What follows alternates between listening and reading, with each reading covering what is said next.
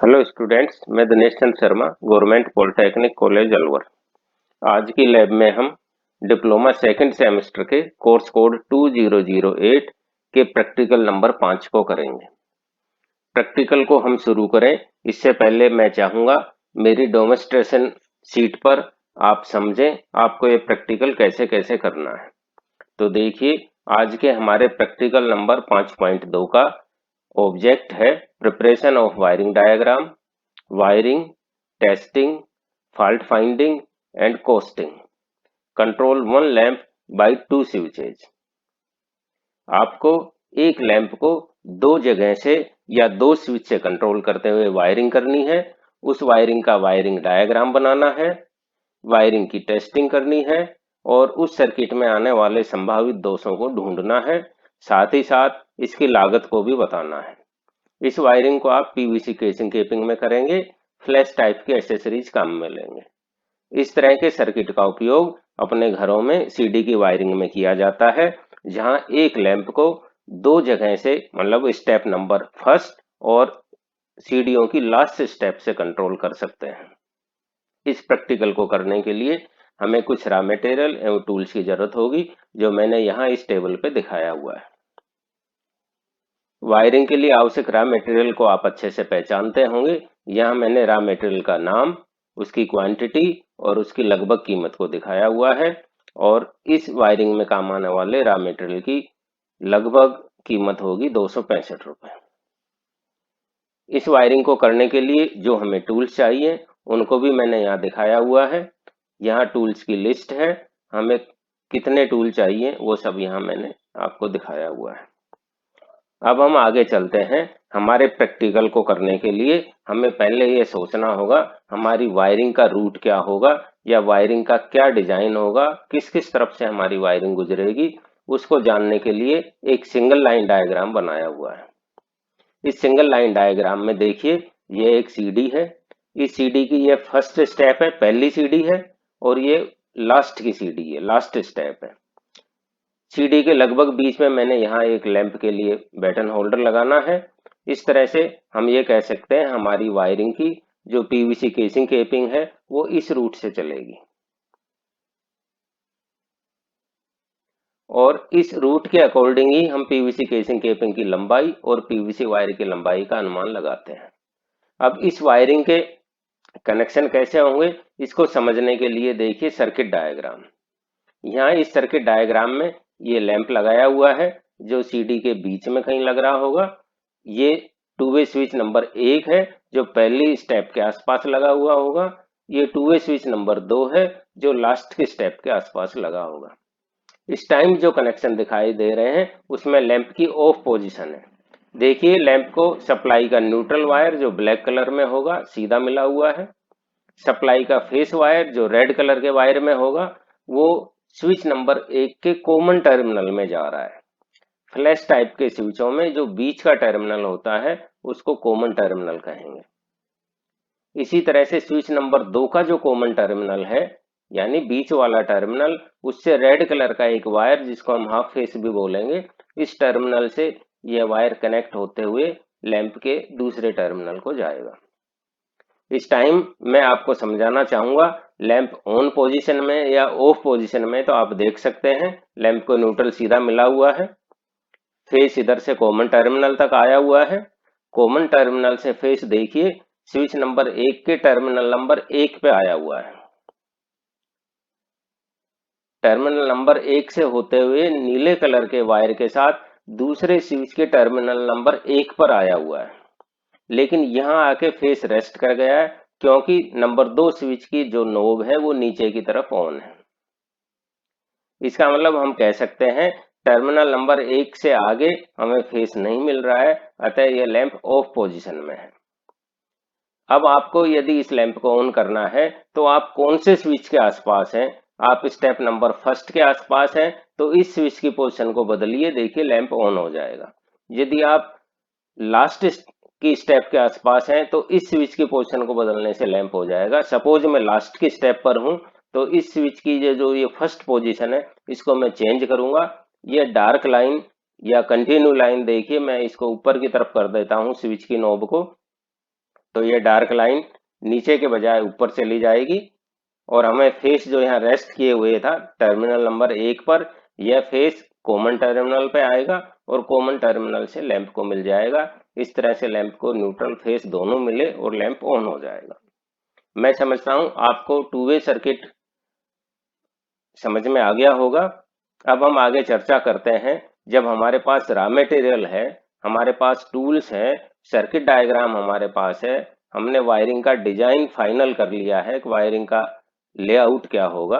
अब हम चर्चा करते हैं आप इस काम को किस किस स्टेप में पूरा करेंगे, जिसको प्रोसीजर बोलते हैं। यह प्रोसीजर में मैंने देखिए पहली स्टेप काम में ली है।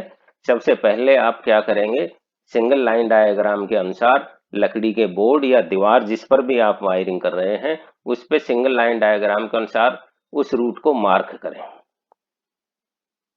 दूसरी स्टेप आपकी होगी, जो आपने रूट मार्क किया है उसके अकॉर्डिंग पीवीसी केसिंग को आप दीवार या बोर्ड पर फिक्स करें। तीसरी स्टेप आपकी होगी, वायरिंग के सर्किट डायग्राम के अनुसार पीवीसी केसिंग में वायर डालें और उसको कैप कर दें। चौथी स्टेप आपकी होगी, माइका बोर्ड के फ्रेम को दीवार या बोर्ड पर फिक्स करें। उसके बाद एसेसरीज को सनमाइका सीट पर माउंट करें। पांचवी स्टेप आपकी होगी, जब आपके कनेक्शन हो चुके हैं तो टीचर की प्रेजेंस में सप्लाई को ऑन करें और सर्किट के वर्किंग को टेस्ट करें। यदि आपका सर्किट वर्क नहीं कर रहा है तो संभावित दोषों को ढूंढें और उनका निवारण करें। ये पांचों स्टेप आपको प्रोसीजर की जब आप प्रैक्टिकल करेंगे तो बाकायदा आपको दिखाई देंगी। हम इस स्टेप में इस काम को कंप्लीट किए हैं।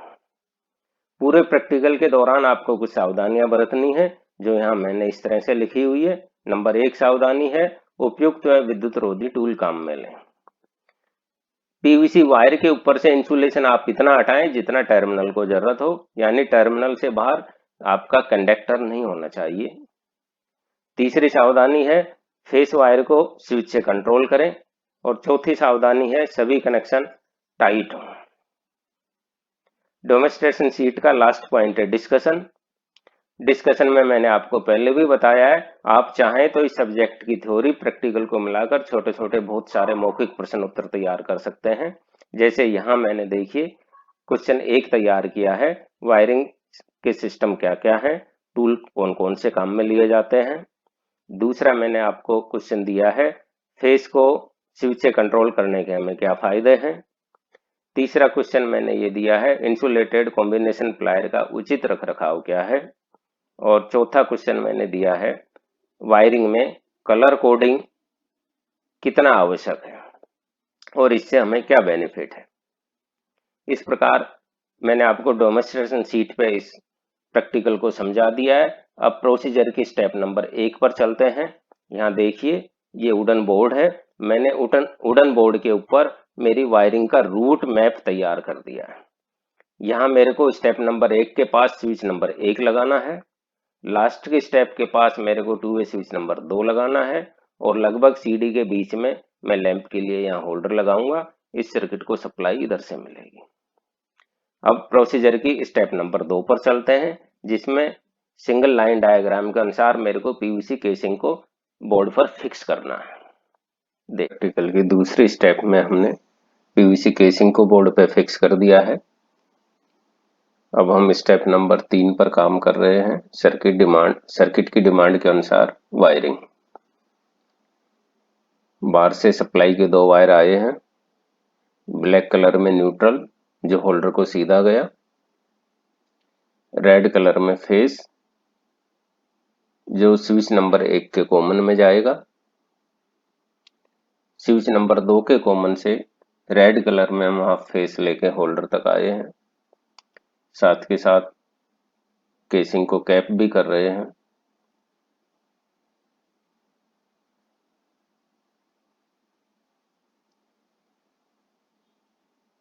दोनों स्विच के टर्मिनल नंबर 1 और 3 को जोड़ते हुए ब्लू कलर का वायर काम में लिया है।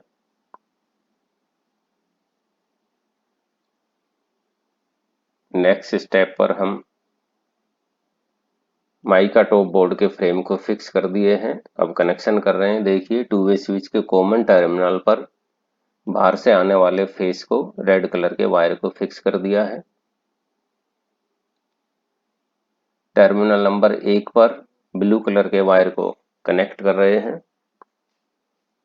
इसी तरह से टर्मिनल नंबर 3 पर ब्लू कलर के वायर को कनेक्ट कर दिया जाएगा, जो अगले स्विच के 1 और 3 टर्मिनल पर जा रहे हैं।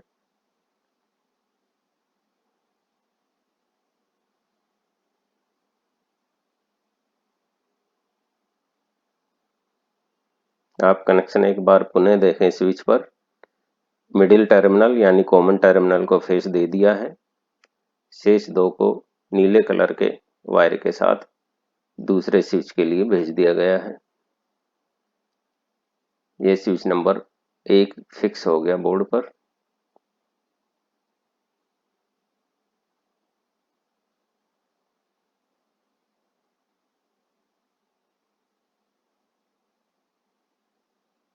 अब स्विच नंबर 2 के कनेक्शन करते हैं। कॉमन टर्मिनल से रेड कलर का वायर कनेक्ट किया है, जो होल्डर को जा रहा है। पिछले स्विच से आने वाले ब्लू कलर के दोनों वायर को क्रमशः टर्मिनल नंबर 1 एवं टर्मिनल नंबर 3 पर कनेक्ट कर देंगे।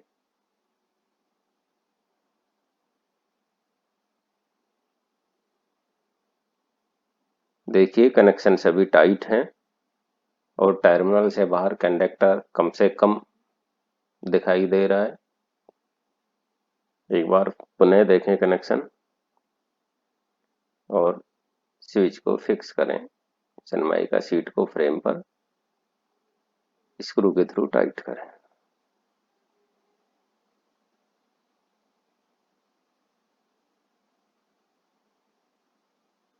अब हम होल्डर के कनेक्शन करेंगे। ब्लैक कलर में न्यूट्रल,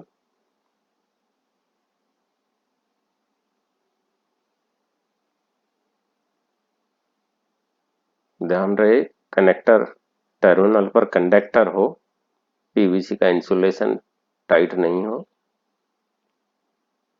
दूसरे पॉइंट पर नंबर 2 स्विच से आने वाले रेड कलर के वायर को कनेक्ट कर दिया गया है और होल्डर को फिट कर रहे हैं।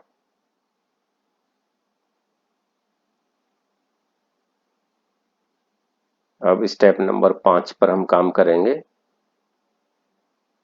सर्किट को एक कनेक्टर के थ्रू सप्लाई से कनेक्ट करना।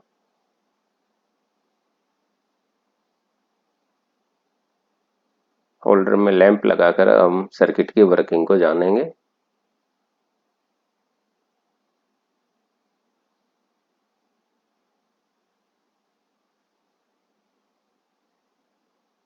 इस टाइम स्विच ऑफ है, यानी लैंप ऑफ है। मुझे लैंप को ऑन करना है, तो पहली स्टेप पे देखिए स्विच नंबर 1 से भी मैं लैंप को ऑन ऑफ कर सकता हूं।